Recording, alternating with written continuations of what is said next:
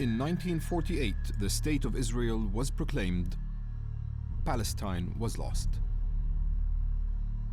16 years later, in 1964, the Palestine Liberation Organization, or the PLO, was founded. Made up of different factions, the PLO has been at the heart of the struggle to regain Palestine ever since.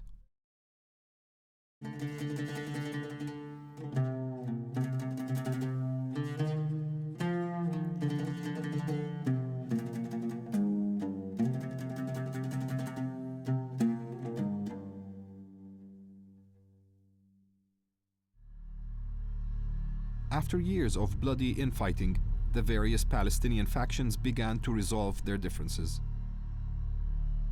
Tumultuous events in the region were to prove both a solace and a setback for the Palestinian cause.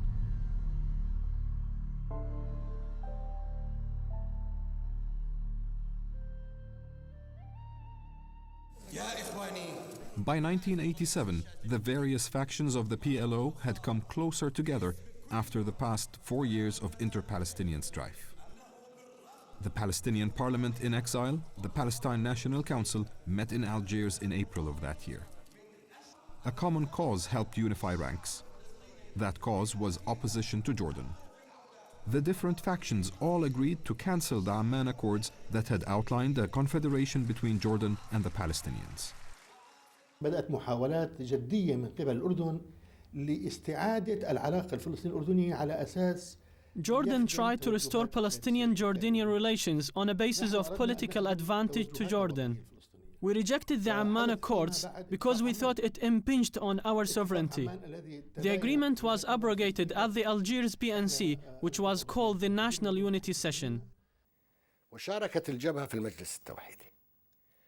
السلطات السورية The DFLP participated in the reunification of the PLO session, but the Syrian authorities punished the DFLP for participating in that PNC session, and the Syrian intelligence prevented the DFLP members who attended from returning to Damascus. National unity was the slogan of the time for the Palestinians, as they sought to put behind them the bitter squabbles and factional fighting of the past. That national unity was about to get a huge and popular boost from an unexpected place. In December 1987 in Gaza, an Israeli driver killed 4 Palestinian laborers and wounded 9 when his car ran off the road. The Israelis termed it an accident. The Palestinians said it was premeditated murder. Whatever the case, the incident sparked an outbreak of Palestinian protests that spread like wildfire throughout the occupied territories.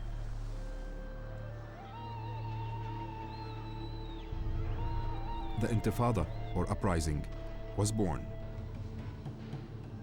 The Intifada was the first time since 1948 that Palestinians living under occupation were at the vanguard of resistance. From 1967 till 1987, the cause of Palestine was based on the premise that liberation would come from abroad. We want exactly what the Israeli people enjoy: democracy, freedom, and independence. At the same time, the Intifada is a message of hope. It is a message of hope not only to the Palestinians, but also to their neighbors, the Israelis. For the first time since 1967, the Israeli-occupied Palestinian territories had become center stage in Palestinian affairs. The Fatah-dominated PLO were quick to see the potential of this popular uprising.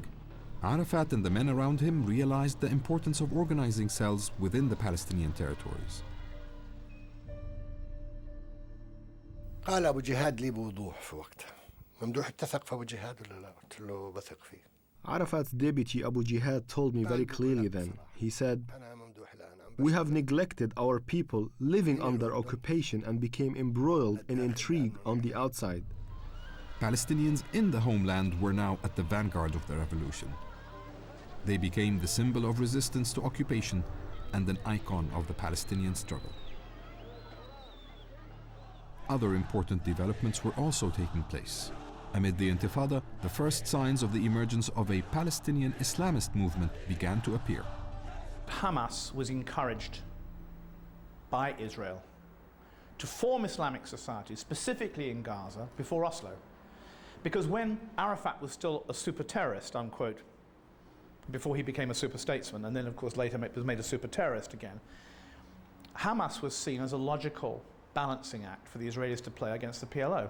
Increase the religiosity, increase the Islamic element of Palestinian society, and the nationalist, quote, terrorist, unquote, element goes down. However, the Israelis did not seem to realize that these new Islamist groups would also be intent on liberating Palestine. The seeds of a new force in Palestinian politics were planted, a force which began to compete with the PLO factions in the showdown with the Israeli occupation. This new and growing Islamist trend, which heralded the formation of such groups as Islamic Jihad and Hamas, found natural allies in several wealthy Arab states. We attended a meeting and more than half of those in attendance were Kuwaitis and not Palestinians. I found that surprising. Chairman Arafat knew that Hamas received support from the popular level in the Arab Gulf states. The PLO, on the other hand, wasn't allowed to solicit donations because it was bound by agreements with the host governments to receive support only from them. However, support for the Islamist groups among the Palestinians was still in its infancy. Wary of the new challenge, Arafat and Abu Jihad soon stamped their authority on the Intifada. Arafat knew the Palestinian uprising had thrown the Palestinians a lifeline that could help them realize their aspirations for a homeland. بالنسبة إلى ياسر عرفات لا وجود لشيء اسمه انتفاضة من أجل انتفاضة. For Yasser Arafat, there is no such thing as an intifada for the sake of an intifada. It's an intifada or an uprising to achieve a certain political goal. Hence, he was always in a state of uprising. نحن لا نقاتل من أجل القتال ولكن نقاتل من أجل سلام عادل. In March of 1988, Abu Jihad sent a group of Palestinian commandos into Israel. The gunmen hijacked a passenger bus in the Negev desert, transporting employees to Israel's top-secret nuclear complex at Dimona. In the ensuing firefight, the 3 hijackers and 3 Israeli employees were killed. The Israelis were exasperated with the Intifada and with the cells Abu Jihad was organizing.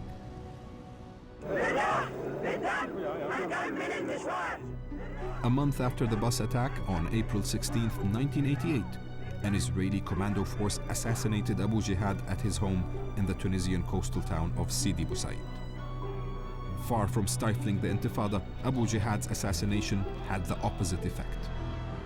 The occupied territories erupted in angry demonstrations. Abu Jihad's funeral was held at the Yarmouk Palestinian refugee camp in Damascus. Hundreds of thousands of mourners attended to pay their respects. 5 years after his expulsion from Syria, and after years of a bitter feud, Arafat returned to Damascus for the funeral. He was given a hero's welcome. It turned out to be a vote of confidence for the Arafat-led PLO in the heartland of his rivals. في حينها استقبل أبو عمار في المخيم واستقبلت الجنازة في المخيم استقبال شعبي رهيب. There was a tremendous turnout at the funeral. The coffin was carried for hours throughout the camp. People tried to lift the car carrying Arafat off the ground as a token of their support. He was carried on people's shoulders. It shook the splinter groups opposed to him because it restored the stature of Arafat and Fatah's leadership. The Intifada propelled the Palestinian issue onto the world headlines and back to the top of the agenda for the Arab world. It was an extraordinary turnaround. Just a year earlier, at an Arab summit in Amman, the Palestinian issue had been relegated to the bottom of the agenda. Now, in June 1988, at an extraordinary meeting in Algiers, Arab heads of state pledged strong support for the Intifada and the Palestinian people.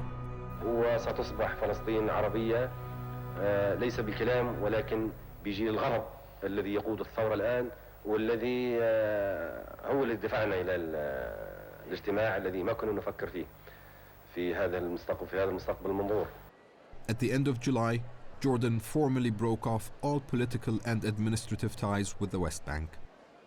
King Hussein effectively renounced his kingdom's historic claim to the West Bank, paving the way for the area to be part of a Palestinian state if ever Israeli occupation were to end there.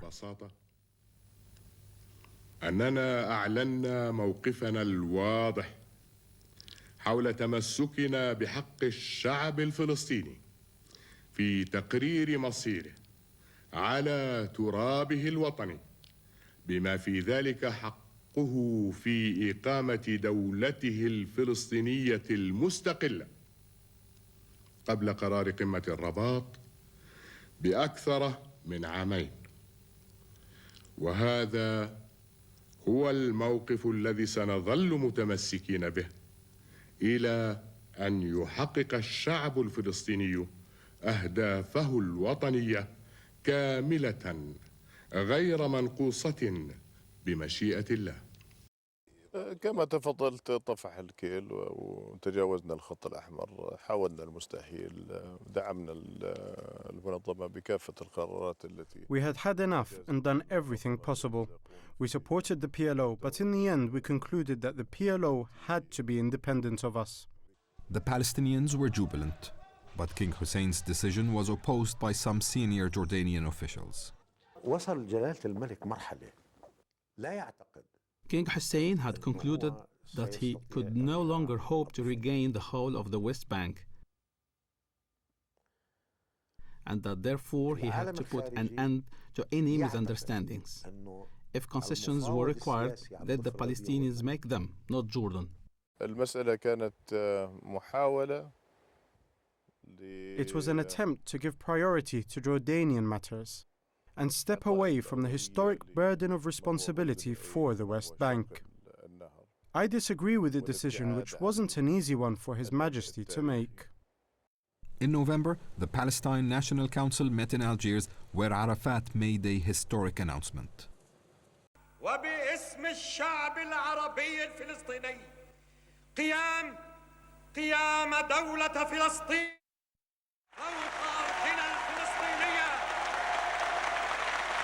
فوق أرضنا الفلسطينية وعاصمتها القدس الشريف.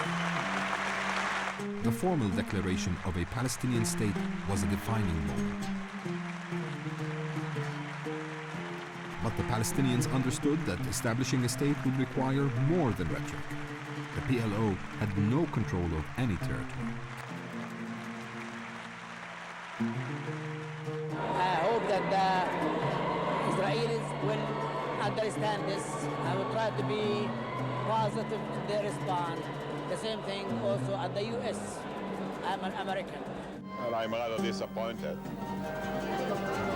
because instead of facing reality and drawing the necessary conclusion,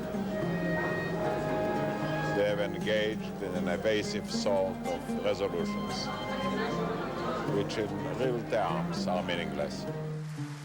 Palestinians also understood that America's backing was imperative if the dream of Palestinian statehood was to be fulfilled.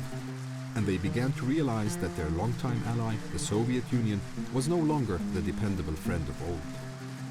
فكنت أنا والأخ أبو عمار واجتمعنا مع غورباتشيف. Arafat and I met with Gorbachev. I felt we had no common ground with him, that he didn't see our viewpoint. We told him the Palestinian people had a very high literacy rate, and he said, "Sure, the Israelis fear you." I realized then that he was no friend of ours, and I did not set foot in the Soviet Union afterwards. Arafat's declaration implicitly recognized the State of Israel, though this was never explicitly stated. It was enough for U.S. Secretary of State George Shultz to ask his Swedish counterpart Sten Andersson to convey a letter to the PLO.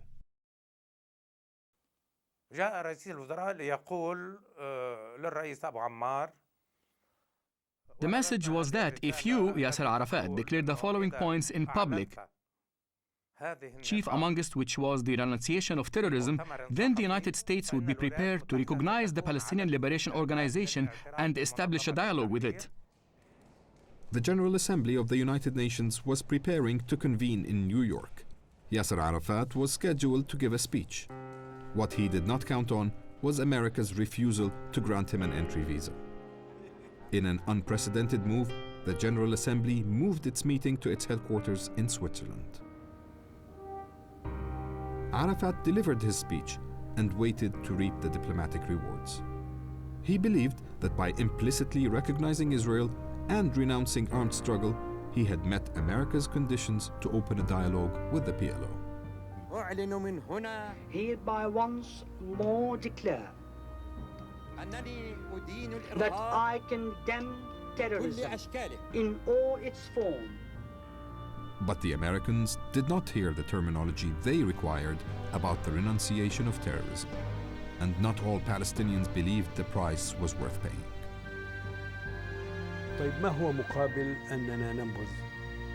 I said, what do we get for renouncing terrorism, meaning the right to launch military operations? I was against making this concession. I said, let's await the reaction to your speech and then we'll see. But I was overruled. But Arafat's mind was made up. Desperate for American recognition, the next day he held a press conference and uttered the magic words. Totally and absolutely renounce all forms of terrorism. The US announced that it was now ready to begin a dialogue with the PLO. Several sessions of talks were held between PLO officials and Washington's ambassador to Tunisia, Robert Pelletro. The talks failed to satisfy Arafat's aspirations. As it was, the dialogue did not last long. Yet another Palestinian faction was about to make world headlines through violence. The Palestine Liberation Front, headed by Abu al-Abbas, had first come to prominence back in 1985 with the hijacking of the Italian cruise liner the Achille Lauro. The operation quickly fell apart and the Palestinian gunmen gained infamy when they killed and threw overboard a wheelchair-bound American. Now, in June 1990, the Palestine Liberation Front struck again. A unit of its commandos landed on a Tel Aviv beach intending to kill Israelis. The attack was quickly thwarted. Years later, the group's leader admitted the operation was aimed at derailing the negotiations. One of the political goals of the operation was to stop the Palestinian-American dialogue, which we felt was an insult to the Palestinian revolution and Palestinians in general. The Americans wanted the PLF punished. Arafat refused. شكل أبو عمار لجنة تحقيق. Arafat refused the American requests because he felt the Palestinians had gained nothing from the dialogue with America, which wasn't supposed to be about the ABCs of the Palestinian issue, but about something more substantial. His message to the Americans was, if you want me to halt military operations, then you have to move on the political level. I told Arafat that if punishing us would help restore the national rights of the Palestinian people, then he should go ahead and do it. He refused and said he wasn't going to be blackmailed, and the dialogue was severed. Any hope of a resumption of dialogue was soon overshadowed by another tumultuous event in the Middle East. In August 1990, Iraqi forces invaded Kuwait, changing the political face of the region.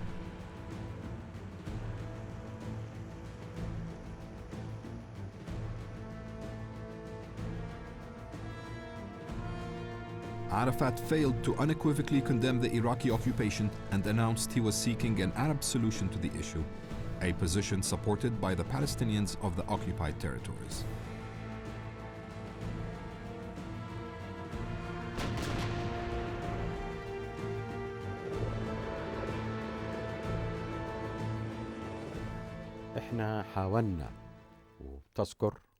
We were seeking an Arab resolution to the crisis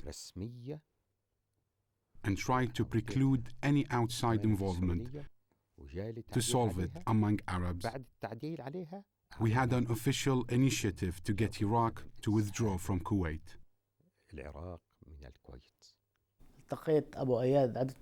Abu Iyad told me, I don't want to talk to the Iraqis, it's hopeless. I interviewed Arafat at the time and begged him. I told him Saddam was going to lose and advised Arafat not to support him. He was hesitant, especially towards the end, but he couldn't break away from Saddam Hussein. Arafat's position was criticized within the PLO. Salah Khalaf, also known as Abu Iyad, who was now recognized as Arafat's second in command, distrusted Saddam Hussein from the outset. The last time I saw him was just before Saddam Hussein started making his move on Kuwait. It was just after the Abu Abbas affair, and I was in Tunis and met Abu Iyad, and he said, you know, this is Saddam's doing, this Abu Abbas affair, and he's courting Arafat. He's trying to get Arafat to move the headquarters to Baghdad, and he said he has something in mind. I don't know what it is, but I'm trying to figure it out, because he wants the Palestinians Saddam wants the Palestinians in his corner when it happens, and we have to figure out what he's up to, because it's going to be bad news for us. You know, whenever an Arab regime tries to get its hands on us, we know there's trouble. And so he said, it's very important for us that the US PLO dialogue not be ended, because that's why Saddam did this. He wants to force an end to it, because he doesn't want us to be dealing with you. Abu Iyad's opposition to Arafat's alliance with Saddam proved his death sentence. In 1991, a few days before the air campaign to liberate Kuwait was launched, Abu Iyad was gunned down in Tunis. The perpetrator was Arafat's old nemesis, Abu Nidal, who was once again Iraq's gun for hire. Ironically, Abu Iyad had, in the past, turned down the opportunity to have Abu Nidal killed. كان يقول لي لا يمكن أنا ماكل ببيته هذا خبز وملح مع أولاده. Abu Iyad used to tell me that he couldn't order a hit on Abu Nidal because he had broken bread with him at his home. He said he couldn't kill him for the sake of his children. So what happened? Abu Nidal assassinated him. I swear more than once I told Arafat and Abu Iyad that I'd have Abu Nidal killed in Baghdad. If his Iraqi friends got upset, then I'd fix things with them. But Arafat and Abu Iyad turned down my offer. ناس مثل أبو إياد وناس مثل أبو جهاد كاثنين كانوا مؤثرين. People like Abu Iyad and Abu Jihad had an influence on Arafat's decisions and the policies he adopted. By taking them out, Arafat was left with no effective people around him. Ultimately, this had a negative effect in the years to come. By the end of February, Saddam Hussein's army had been ejected from Kuwait. His regime almost shattered. بعد حرب الخليج الثانية كل الدول العربية خسرت الحرب. After the Gulf War, all Arabs lost so much. They lost everything. The occupation of Kuwait by the Iraqis was a stain on our honor. There is absolutely no excuse for it. لكنه لم يتخذ موقفا أن يؤيد الاحتلال بشكل واضح وصريح. Arafat did not openly and clearly condemn the occupation of Kuwait. At the same time, he didn't openly and clearly support it. He tried in his own way to simultaneously play both sides, and his position was interpreted as supporting the Iraqis. His calculations were wrong, and we paid a tremendous price for them. Arafat had hoped the international community would link an Iraqi withdrawal from Kuwait to Israeli concessions in the occupied territories. But the Palestinian leader miscalculated badly.